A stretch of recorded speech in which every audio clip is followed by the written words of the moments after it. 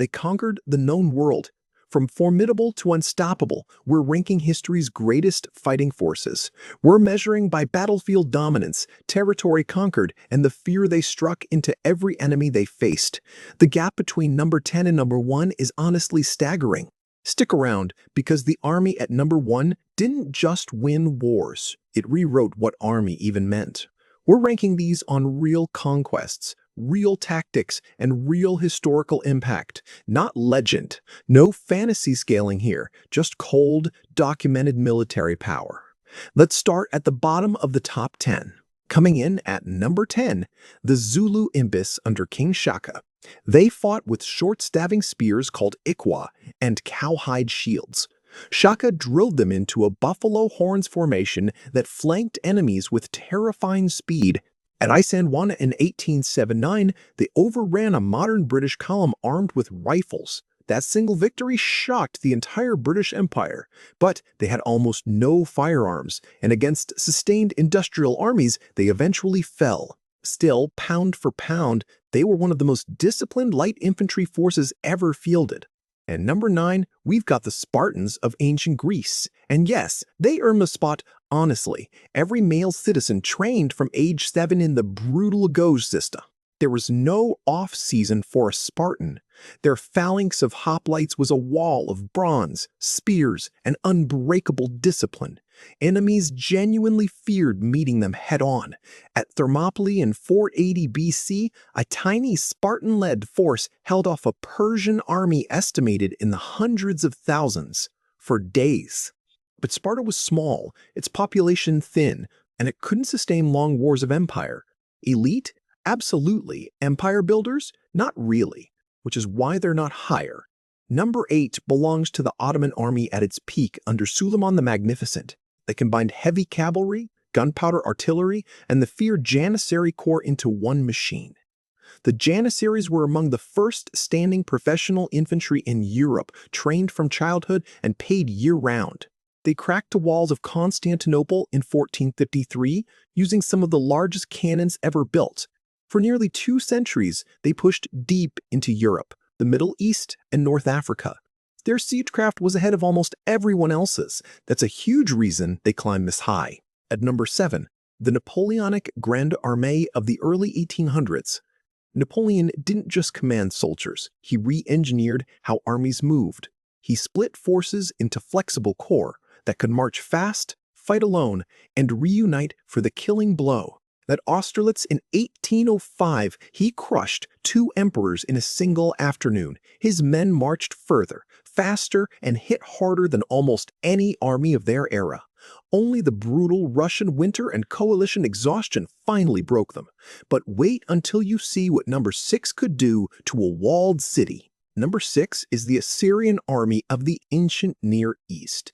They were arguably the first true military superpower in recorded history. They pioneered iron weapons, siege engines, engineering corps, and even proto-military intelligence networks.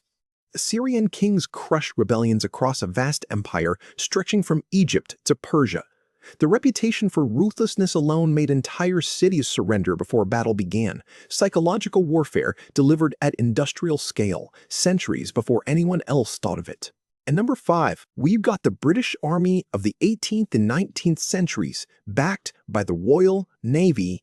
At its peak, this force policed roughly a quarter of the entire planet. The Redcoats' disciplined volley fire was one of the most feared line infantry tactics on Earth. At Waterloo in 1815, they finally broke Napoleon himself, the man who had beaten everyone else. Combined with the world's dominant navy, they projected power onto every continent. That's not just a great army, that's a global military system. You might disagree with this ranking, so tell me in the comments where you put in the top 5. Number 4 goes to the Roman legions at the height of the empire. A legion was a self-contained war machine, infantry, engineers, cavalry, medics, and logistics.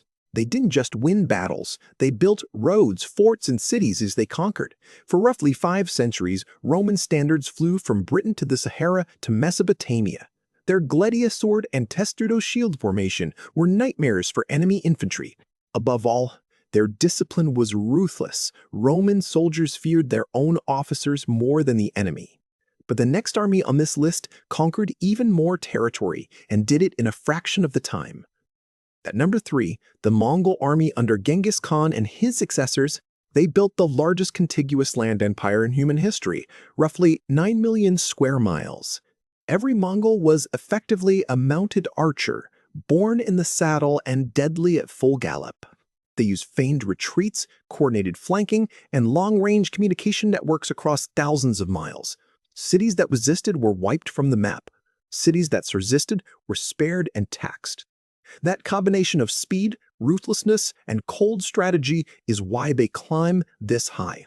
Only Roman-style logistics stops them from ranking even higher.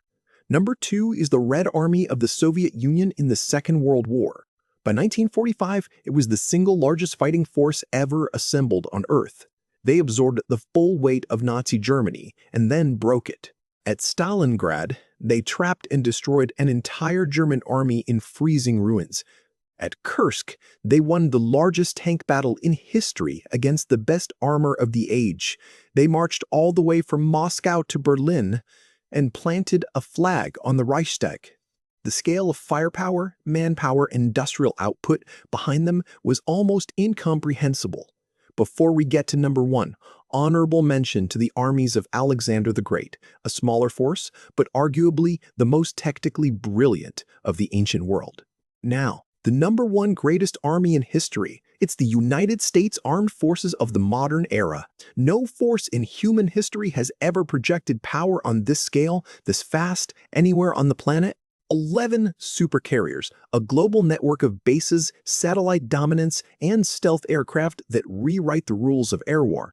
They can move a full combat brigade across oceans in days, something even Rome or the Mongols couldn't dream of.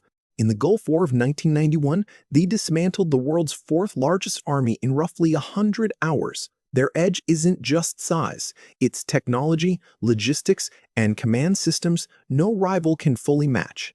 That combination of reach, firepower, and coordination is why they sit alone at number 1. So here's the top 3 again. The Mongols at number 3, the Red Army at number 2, and the modern US military at number 1. Do you agree with that number 1, or would you crown Rome, the Mongols, or Napoleon instead? Drop your pick in the comments. If this one hooked you, the ranking of history's deadliest weapons is honestly even wilder. You'll want to see what tops that list. And subscribe with the bell on, because next week we're settling an even bigger debate, the greatest generals of all time, ranked head-to-head. Empires rise, empires fall. But the armies that built them never really leave the story. This ranking is based on general research and is meant to inform and entertain for educational and entertainment purposes only.